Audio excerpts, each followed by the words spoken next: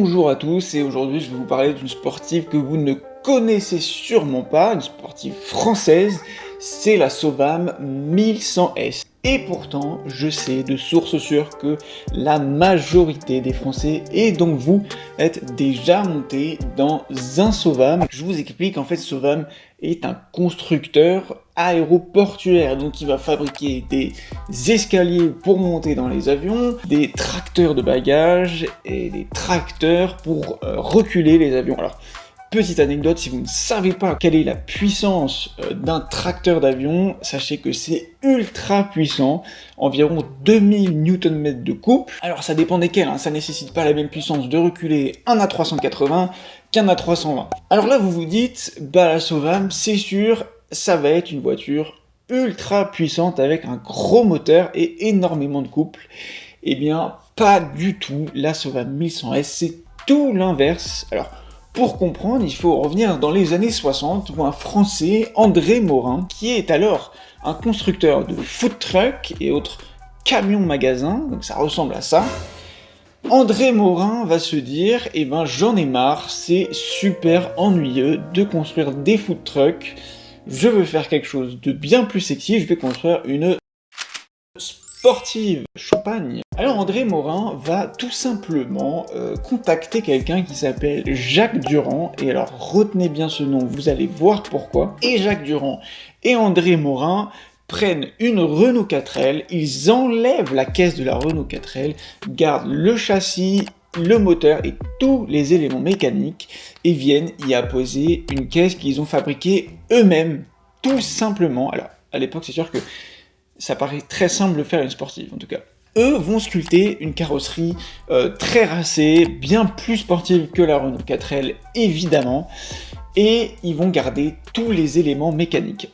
Petite anecdote au passage, si vous regardez une Renault Floride et une SOVAM 1100S, vous verrez que la SOVAM 1100S a le pare-brise de la Renault Floride, mais inversé. Fin de l'anecdote. Alors André Morin et Jacques Durand vont présenter leur voiture au salon de l'auto de la même époque, et à l'époque ça ressemble à ça. Et là, on a l'acronyme tout trouvé, SOVAM, Société des véhicules André Morin. Et tout se passe pour le mieux, la voiture suscite de l'intérêt auprès de la presse et même de potentiels clients. Alors Champagne, ils se disent, on va produire notre sportive, et c'est exactement ce qu'ils font. La voiture est produite avec donc toujours ces éléments mécaniques de la 4L, et ça refroidit un peu, parce que quand on sait que le moteur est de 850 cm3, on se dit que ça manque peut-être un peu d'envergure et de puissance pour une sportive à proprement parler.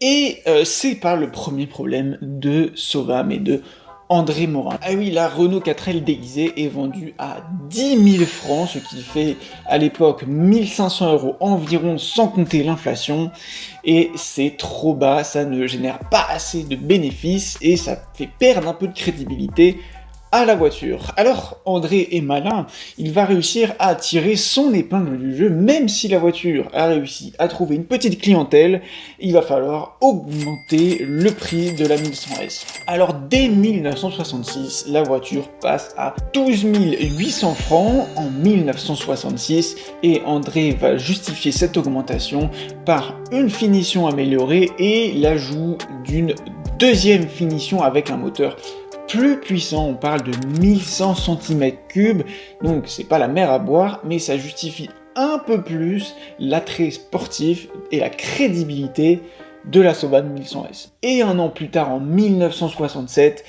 ils vont prendre le moteur de la Renault 8 Gordini, donc classique, 1255 cm3 qu'ils vont proposer dans leur SOVAM 1100S. Alors, ça va lui permettre d'atteindre 195 km/h, ce qui est à l'époque plutôt raisonnable pour une voiture de cette catégorie, c'est même plutôt attrayant, je dirais, pour cette petite voiture. Alors, le bloc développe 103 chevaux et il est équipé d'une boîte manuelle à 5 rapports, et là, on se dit que la voiture commence à devenir sacrément intéressante. Nous ne sommes pas les seuls, parce que ce modèle sera récompensé par le Grand Prix de l'Art et de l'industrie automobile cette année-là. Et ben, si le succès du petit coupé à traction avant est bien senti, il faut se rappeler qu'à l'époque, la compétition est très rude. Il y a aussi Matra et Alpine qui sortent leur épingle du jeu en proposant des voitures sportives propulsion et qui en plus s'inscrivent dans le très médiatique championnat du monde des rallyes où ils vont faire des performances mais aussi où ils vont gagner en visibilité, et ça ne joue pas en faveur de Sovam. Et ben l'année suivante, malheureusement, Sovam doit déjà abandonné sa sportive. La 1100S aura été produite à 160 exemplaires, donc autant vous dire que c'est un modèle extrêmement rare à trouver. En plus, aujourd'hui, d'en trouver un en bon état et bien entretenu, c'est sûrement très compliqué. Alors voilà, André Morin abandonne son idée de sportive, malheureusement avec ce seul et unique modèle, et il décède il y a seulement 3 ans, en 2018.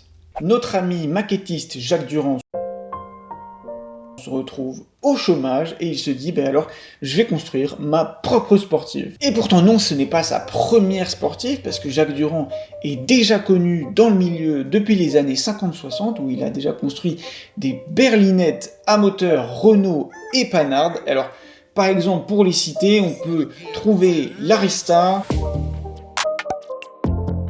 la Serra ou encore l'Alta. Tout ça est très beau, mais sauf que là, Jacques Durand va créer un chef-d'œuvre, et c'est pour ça que ça vaut le coup d'en parler. Il va reprendre les éléments de Sovam, il va reprendre une carrosserie en polyester et un moteur Renault, et il va s'inspirer de la Ford GT40, victorieuse au Mans en compétition, bien évidemment. Cette voiture s'appelle la JD.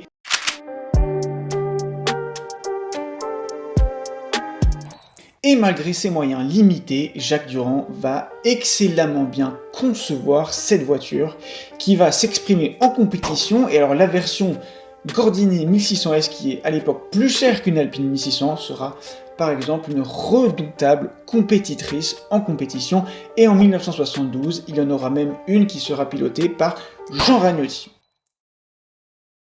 Alors il s'avère, je viens de vérifier, et j'ai le numéro de Jean Ragnotti dans mon portable. Alors je l'ai jamais appelé, on se connaît pas, mais ça peut valoir le coup de l'appeler et lui demander ce qu'il en a pensé des JD, lui qui les a conduites.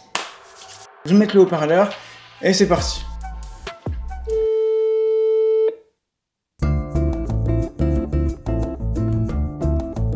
Bonjour, vous êtes sur la messagerie de Jean Ragnotti. Veuillez laisser votre message après le bip. Bonjour monsieur, je vous appelle, je suis...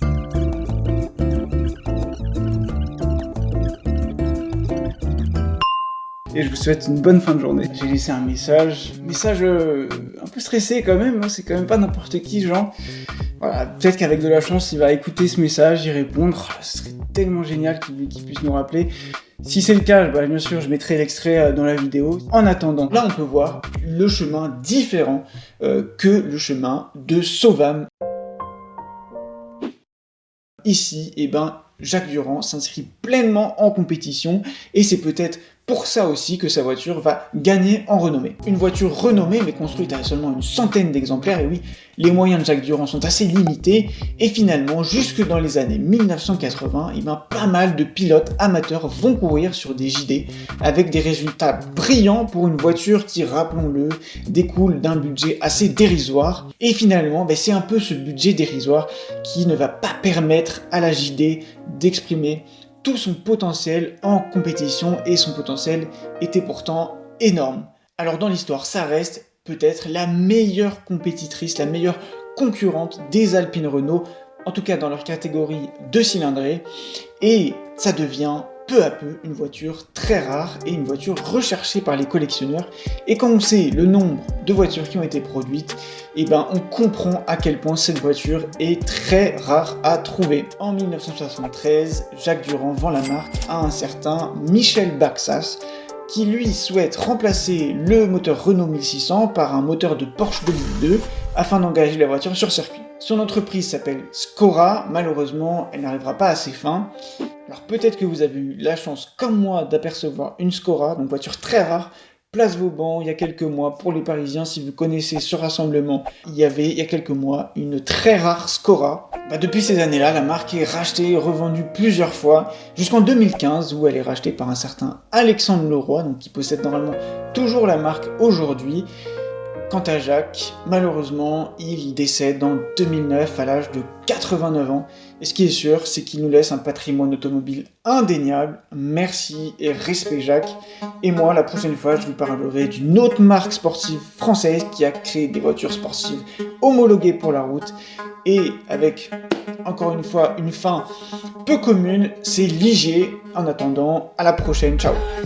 Bon, et toujours pas de nouvelles de Jean. Peut-être qu'il a pas eu ce message, peut-être qu'il l'a eu, peut-être qu'il va nous rappeler. Mais en tout cas, si jamais c'est le cas, je ferai une vidéo, bien entendu, et je publierai cette vidéo.